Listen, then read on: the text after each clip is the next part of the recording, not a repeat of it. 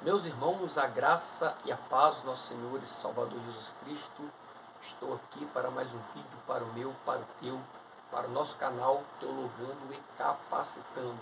No vídeo de hoje nós vamos fazer um review de um comentário bíblico HIT, do Evangelho de Mateus, um livraço que você precisa ter em sua biblioteca. Só que antes de entrarmos no conteúdo desse vídeo, eu quero lhe fazer um convite. Você que ainda não se inscreveu no canal, se inscreva. Faça parte dessa comunidade de apaixonados pela Palavra de Deus, do canal Teologando e Capacitando.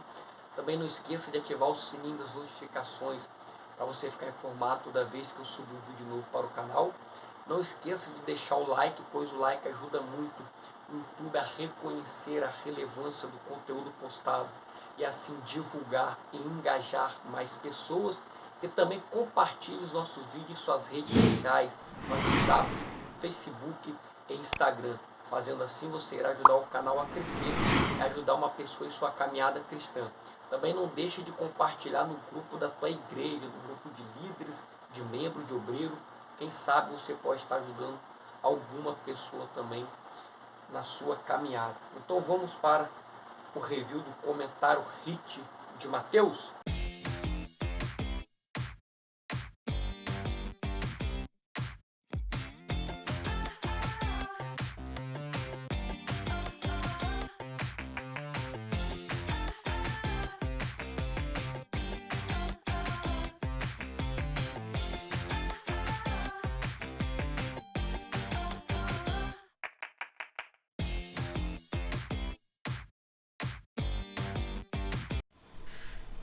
Então, meus irmãos, aqui se encontra o comentário bíblico de Mateus, comentário HIT, volume de número 1, né? Versículo por versículo. Essa aqui é a edição ainda antiga, capa dura desse comentário.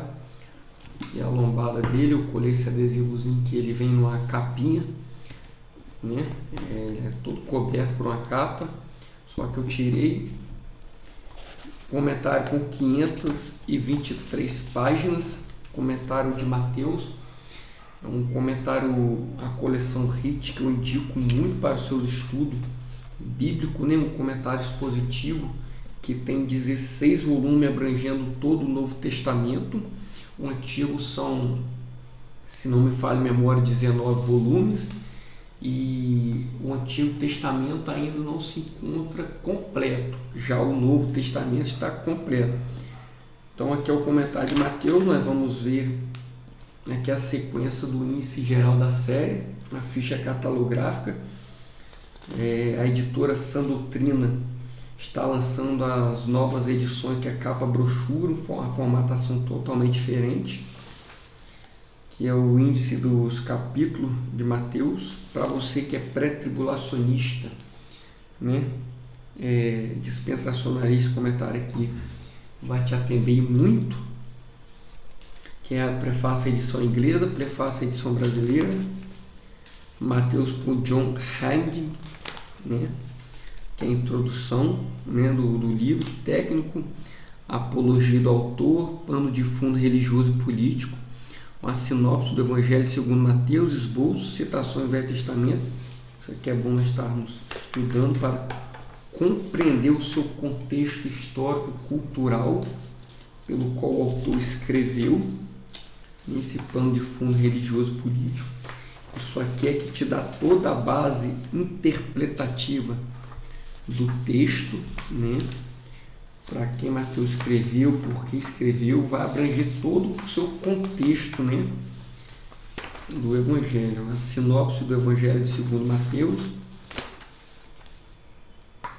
que é somente a introdução, é que já começa o esboço propriamente dito, né, do Evangelho de Mateus.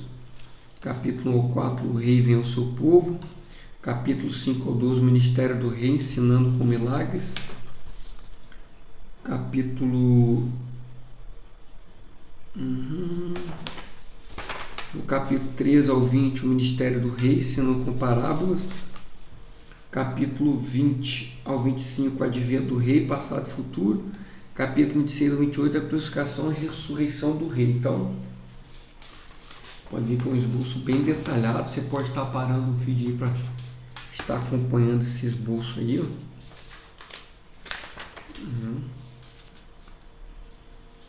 Pode estar parando o vídeo para estar acompanhando. É um material muito completo. Aqui, ó. Citações do Velho Testamento, a lista Mateus, o capítulo, versículo contém a referência, né, do versículo, a referência do Antigo Testamento. Pode ver que são muitas passagens do Antigo Testamento. Texto de exposição, capítulo 4, o rei vem ao socorro. É como eu falei de Apocalipse que eu apresentei. Ele tem a vantagem que ele traz os versículos, o capítulo, o versículo do livro, e depois ele vem comentando. Então você pode ver que é muitos comentários, né, falando sobre a genealogia de Davi ao cativeiro babilônico. Então você pode ver que o que tem a folha de comentário, uma letra de média, a letra média, né, podemos dizer, com algumas margens na lateral, não muita, mas tem para escrever. Sempre os capítulos, versículo em negrito, o tópico também em negrito. Algumas palavras dentro do seu comentário ele destaca. Então, o nascimento de Jesus Cristo vai trazer aqui a mensagem do anjo José. Muito interessante. O nascimento do rei, a profecia e o cumprimento. Então, são bastante conteúdo. A rejeição inicial do rei, que é falar sobre a adoração dos magos. Interessante que eles comentaram comentários positivos, sempre com algumas notas também no final dos livros, né? Ao exílio temporário no Egito. Então, ao ministério de João Batista. É um comentário muito interessante. Ele chega a ser às vezes um pouco exaustivo, seus comentários, mas te traz bastante conhecimento. O início do ministério do Senhor, tentação no deserto, segunda tentação, terceira tentação, o Senhor inicia o seu ministério público. Nós vamos estar lendo uma partezinha, Jesus chamando a vinde a mim, né? Nós vamos estar lendo uma partezinha aqui esse livro, capítulo 5 ao 12, o ministério do rei ensinando com milagres. Deixa eu adiantar o livro aqui. Sermão do Monte, parte 3, por crise e julgamento. Comentário muito interessante mesmo, os falsos profetas, né? Comentário muito interessante. Esse aqui é o comentário de Mateus, uma folha branca. O serviço do Senhor quando sozinho. O testemunho do Senhor para e sobre João Batista. Deixa eu adiantar aqui alguma coisa.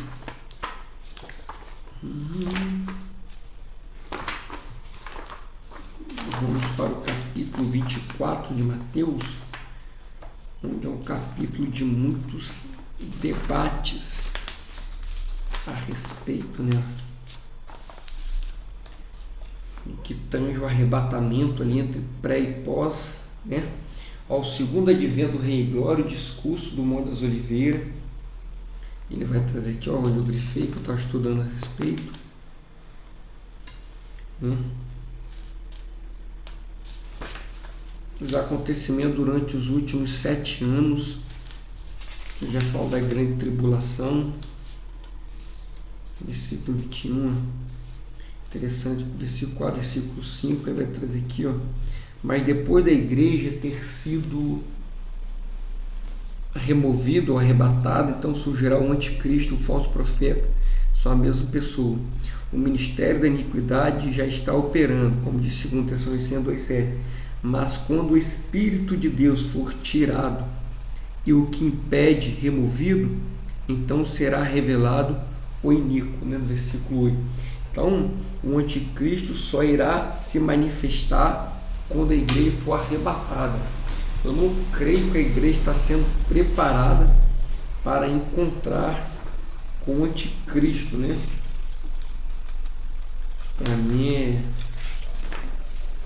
um erro, né? Que é a vinda do Filho do Homem, que vai falar a vinda do Filho do Homem, grande poder e glória, que já é o segundo advento. Aí aqui também traz em relação os escolhidos, né? Que o Pós tanto fala que é a igreja, mas eles não pegam o seu contexto, o seu âmbito, né? Onde toda a referência do capítulo 24 dá nuances, né?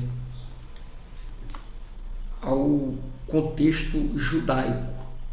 Agora aqui vamos ver sobre a volta do filho do rei, vamos ler aqui, verso 29, 31, aí aqui começa o comentário, verso 29, agora chegamos àquele maravilhoso acontecimento que grande parte do Velho Testamento e do Novo Testamento antecipa, a vinda do Filho do Homem nas nuvens dos céus.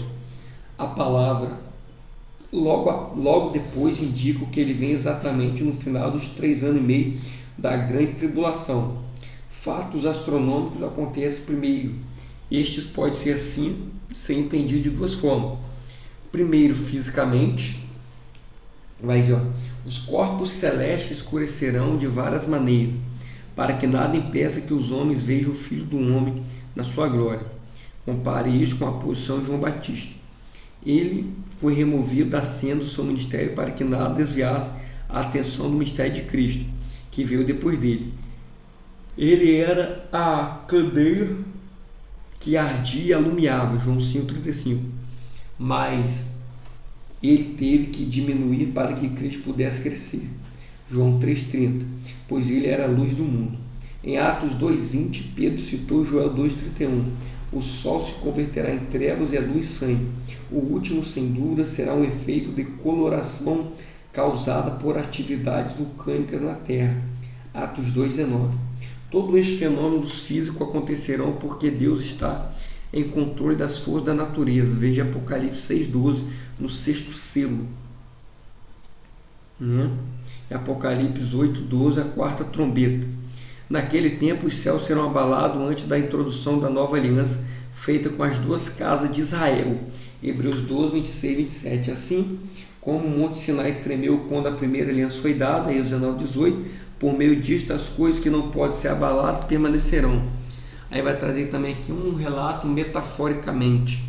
Alguns expositores sugerem interpretações para este corpo celeste, assim como faz para os símbolos no livro de Apocalipse. O sol se escurecendo corresponde ao declínio de uma grande potência no final do período da tribulação. A lua não dando a sua luz corresponde à autoridade delegada no estado final de morte moral. A queda das estrelas corresponde às autoridades subordinadas no estado de apostasia evidente. As potências dos céus sendo abaladas correspondem à queda de toda a ordem governamental. O próprio céu precisa ser purificado para preparar um caminho pelo qual o Filho do Homem passará na sua vinda. Então, aí o versículo 30 que diz aqui, então aparecerá no céu o sinal do Filho do Homem, e todas as tribos da terra se lamentarão e verão o Filho do Homem vindo sobre as nuvens do céu e com poder e grande glória. Versículo 30. Quando se cumprir o sinal do Filho do Homem aparecerá no céu, e será um precursor da volta do Senhor em glória, não um arrebatamento, em glória. Era isto que os fariseus queriam, mas nenhum sinal lhes foi dado.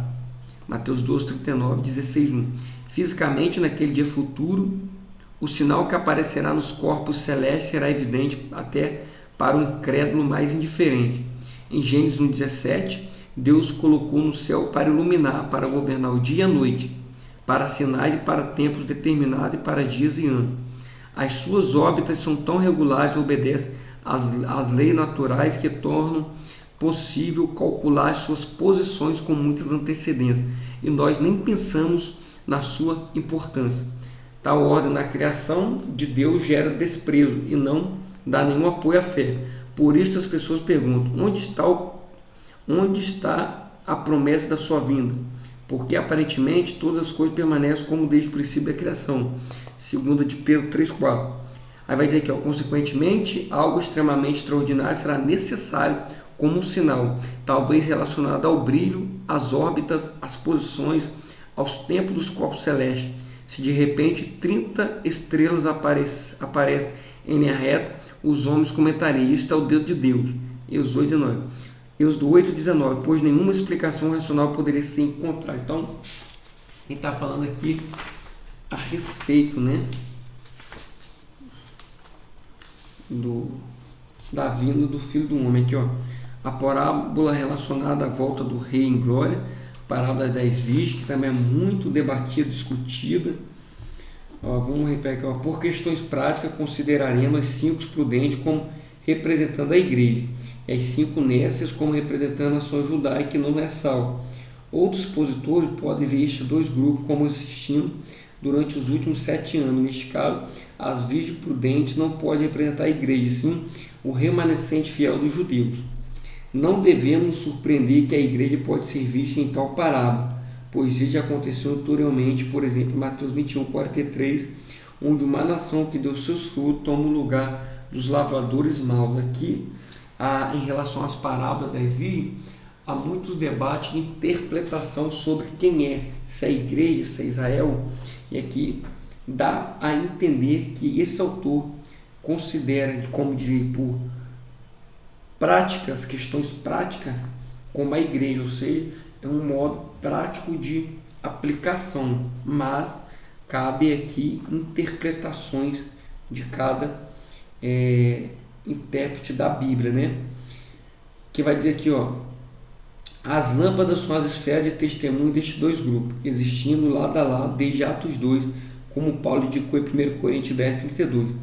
Ambos os grupos saíram com aspirações diferentes. Para a igreja, a sua esperança era vindo do Senhor aos ares, embora essa esperança foi perdida em grande parte durante os longos tempos da história da igreja, desde os dias apostólicos.